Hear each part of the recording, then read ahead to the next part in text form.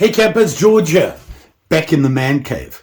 Cold and drizzly outside, so one of my comments in a video the other day, the guy said, "Hey George, you're a budget knife guy. Why don't you check out Browning?" Here we are here. Oh, that's not good. Here we are here. Let's check it out. The box fell apart. Doesn't even look like they used any glue on it. Oops. What we're talking about is this guy from Browning. Yeah, Browning. You know, to be honest, I didn't even know that they made folding knives. Well, unless it's part of a marketing thing where you buy a gun, you get a knife, that sort of thing. Didn't know they just sold them as is. So I went and had a look and I came up with this guy. And you can see here, it looks pretty good. I kind of like the look of it. The reason I chose this guy, one, the price, okay? I am a budget guy. I'm the first to admit it. Two, the blades. The blade shapes on this guy. And I'll show you them real quick right now and you'll know why I chose it. Here they are here. See that? You have a Warrenclyffe. Great for whittling. Here you've got I'm going to say a California clip. And here you have a spay blade, which I thought was unusual. I kind of like the choices on these because this could make a really nice in your pocket wandering around whittler. Let's have a closer look. So here you can see it here. And this is the Browning BRO159. And all they say is a 3-blade folder. That's all they say about it. And you can see it here. And just looking at it, it feels very solid right now. It's okay. Oh, Salad of Mary. She came running through there in a hurry. Oh, some itchy, scratchy points here. Right about there is kind of a little sharp edge. No big deal. Okay, I'm good with that. It has the badge. You can see the Browning badge there. This is brown jigged bone, allegedly. Now Mary's showing some interest. No? Okay. Got some weight to it. It feels very solid. I'm going to say that right off the bat. It's got some weight to it and it feels sturdy. So let's have a look at the blades. Like I said, you saw the 3 there. And this is the main reason I chose this knife from Browning. When I say this, I mean it's got some really, wow. Ooh. Let's look at that again.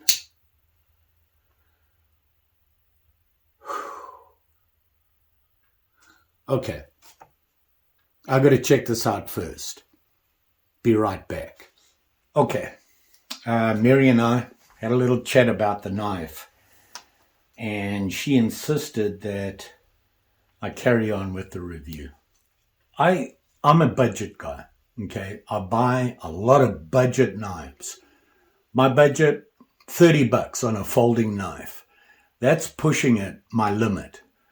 This wasn't $30. It was a lot less than $30. And I own a lot of knives that are a lot less than $30. You know me and Rough Rider. I like marbles, Imperial. Yeah, I like those guys. I can afford their knives and the quality you get, pretty good. So when I was recommended Browning, to be honest, I own a Browning knife. It's a fixed blade. It was my first camp knife. Still own it. Still think it has the most comfortable handle I've ever had on a knife. It was just turned out to be a little bit too small for a camp knife. Here it is here. This is the knife that I am talking about. And it has a basic sheath. Not my first choice in sheaths. I prefer a leather sheath. But they made up for it with the knife. And It's been sitting in the box there. I haven't had it out for quite a while. Probably needs a good sharpening and cleaning. But here it is here. And this handle, for some reason, I'm not even sure what it's made of. I've had this for about 10 years. And you can see it says Browning on there. And I believe the model number is the 0225. It's kind of hard to see. It's a little dirty. I suppose I should have cleaned it before I pulled it out. But it has a lanyard hole in it. But this handle just fits my hand perfectly. It is, for me, one of the most comfortable knives I've ever handled. And it has here a little built-in sharpener. Not a fan of these, but in a tough situation, that's going to help. And it just pops in here. It's magnetic. You can see there. Great knife. And when that comment came up, I thought to myself, wow, he could be right about this. I need to look at them. So I got this guy. Well, I like the idea of this knife. It is, for me, would be a great whittler. You can do a lot of whittling with this knife. It's got a Wharncliffe on it. That can just whittle about anything. It has this long California clip on it. Always good to have, because that tip there will get you into a lot of hard places. The spay blade, I think it's just a good all-round rough work on whittling. But the real blade is this guy, the Wharncliffe. Perfect for whittling. That was why I got it. And I like the idea. I still do like this knife. Browning really didn't win me over with this, and me looking to buy another knife from them.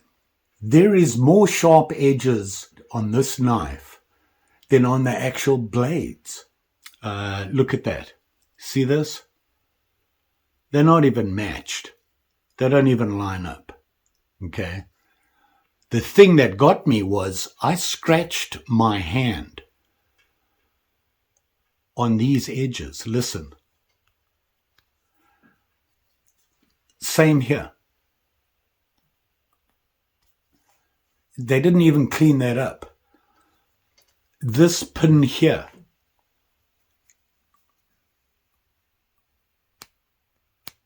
see that? These ones are not too bad. But that's horrible. Listen to this.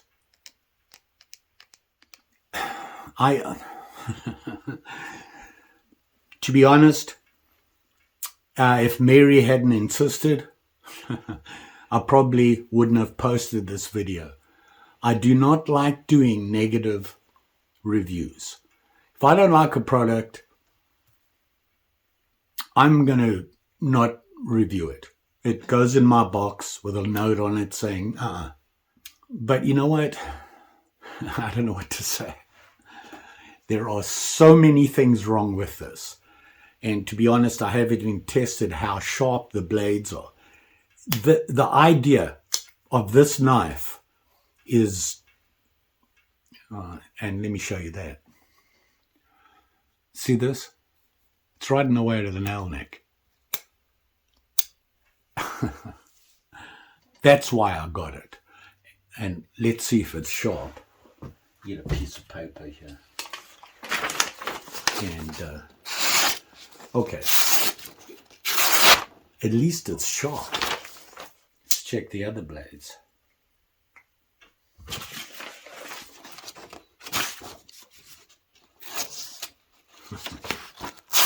Okay. No. I'm frustrated right now.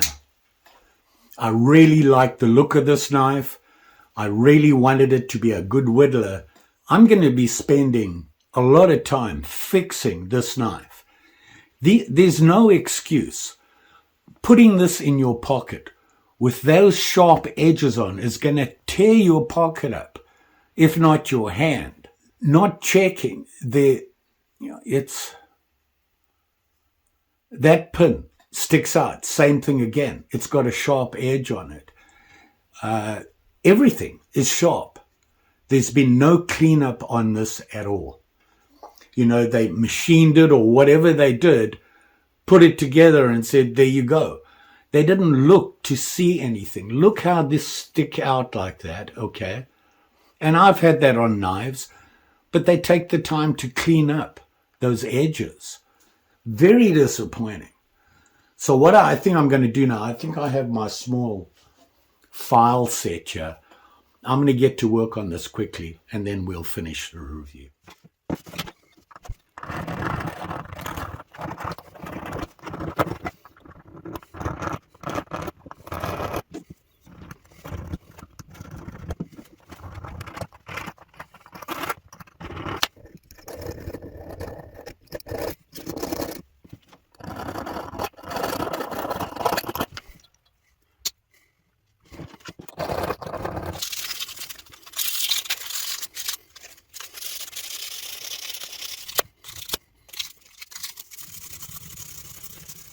Okay, I'm back.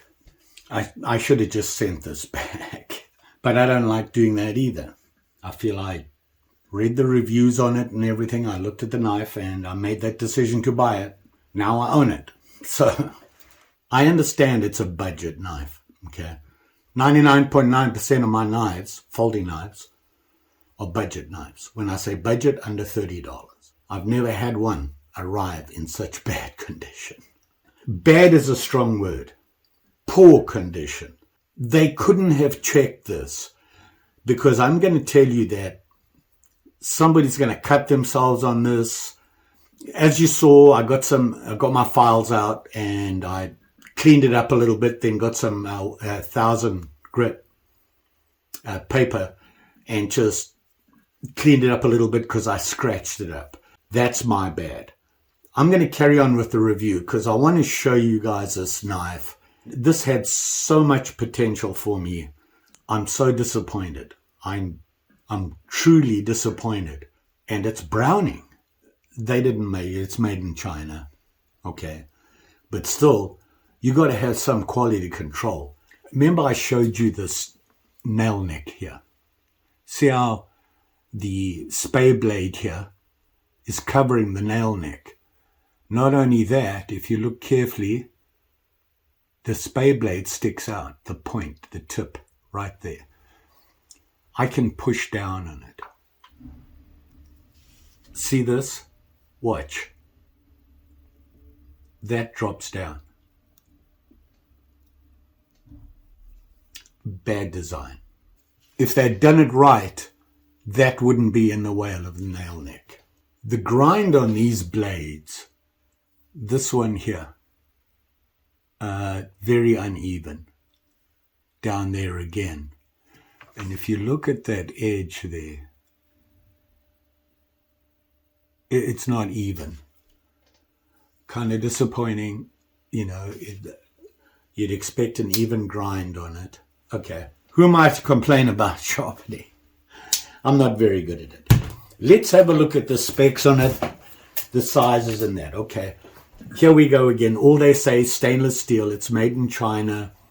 The brown jigged bone handle here, which is nice. Those pins, oh, by the way, I did just clean up those pins. They still stick out, but they're not catching anymore, which I'm okay with. I'd be okay to put this in my pocket right now without worrying about it tearing up stuff. Jigged bone handle. It's nice, no problem there. Once it feels smooth now because I just literally ran that 1000 grit all over it just to get rid of any itchy, scratchy pieces. So it feels better now. I'm feeling a little bit better about it. So let's see. Closed length on the handle, front to back, 3 3/4 inches. Around about the 4-inch mark is typical. It fits in my hand okay. Let's see, the blade length on the spay blade is exactly 2 inches to the front of the bolster here. By the way, this is a nice heavy bolster. Don't get me wrong. This is a sturdily built thing. They just didn't finish it. and that's the spay blade. Nothing wrong with the blade shapes or anything like that. I have no problem with that. Yeah, you have that deep California clip or Turkish clip or whatever you want to call it. This is a nice long blade. 2 3/4 from the tip to the bolster. Nice long blade, good shape. The point is okay. I'm not going to say anything about sharpening because I'm horrible at it. I can't judge anybody else on it. This is the blade that I'm interested in. The working edge, the flat cutting edge on this is exactly 2 inches. Perfect. See that? This whole flat edge. It doesn't have a choil, but it has a pretty big ricasso on there. So not bad. The size and everything on this, it is sturdy. What steel it is? I tried to look that up and I couldn't. All they say is stainless. It just says a satin finish stainless. And yeah, they did. I mean, it came clean, and I'm going to have to go over the whole thing again with that 1000 grit because I messed up. I'll put a couple of scratches on it. You see it there. I want to clean those up because I want it to look good. Like I said, I won't send this back. I like the knife, and I could, I'll strop the blades, and hopefully it'll be a good solid whittler. The stainless steel, probably 440, something like that. It is made in China. It's got some weight to it. They said 0.24 of a pound, but it's got some weight to it. A little bit heavy, but for a whittler, I think this would work. In fact, let's see what we can do. I do like these blades. I like their choices of blades. This is what I mean about a good whittler. Sits in my hand there. See where my thumb is. I have control over that. I can put some downward pressure with my thumb and use this thumb to control the speed. So I just push from the back here, and you can see, you can control, you can angle, you want to slice. Spade blade works fine, no problem there. Your clip, I call them a California, some people a Turkish, nice and long. And the nice thing about that is it's going to allow you to get in those little hidden places. When you have a little edge, you can really clean that edge up. Although the clip is long, you don't have as much control, but it'll get you into those corners. Here we go. They cut. This is the blade I like. As a whittler, can't beat this blade. And, you can dig into it. It's got that nice flat edge to it. You've got your control, and it gives you good control. That's why I like a Wharncliffe. So it'll work as a whittler. I don't have any issues with that. In fact, I like the idea of the knife. It's a very nice knife. It would make a good whittler. Lacked some quality control, and that spay blade sticking up in front of the nail neck. I can't believe that that they didn't pick up on that. So now I know you're wondering, after all my complaining, whining like an old guy. Oh, that's right, I am. How much did I pay for it? Well, that much. It's kind of middle of my budget, but I have got way too many knives, folding knives, that cost a lot less than that come to me cleanly finished and well made. I don't think it's worth what they, and unless they fix these issues, is it worth it? I don't know. So, here's my question. Am I just whining? Should I expect more or less from a budget knife? I find it really hard to say, yeah, because of the other budget knives that cost less that are way better. Disappointed in this. I understand that American companies are going to China for their manufacturing. They've got to be competitive if they want to stay in the market. And that's really the only option they have. So does Rough Rider. So does Imperial. So does Marbles. So does everybody. No excuse. That's all I'm going to say. But don't forget, you don't have to like it. It would be nice if you shared it. And of course, I'd always appreciate a subscribe. I don't know what else to say. Really disappointing. I'm going to spend some time with it and play with it and clean it up, and then it'll go in a box. And, I might have a look again and see what else I got. Did I get a lemon? Maybe I got a lemon. Maybe I need to give it the benefit of the doubt. Like I said, this guy, it's one of my favorite knives. It's just a little bit too light for me for my camp chores. And I went camping with it for at least a year. This was my camp knife. Bludgeoned it, nice thick blade on it. It's well made. Just overall, a great knife. Just saying. You all be safe out there. And you watch out for these little nicks and scratches you can get on these guys. Thanks for watching. I'll see you again soon. Hopefully with a better knife.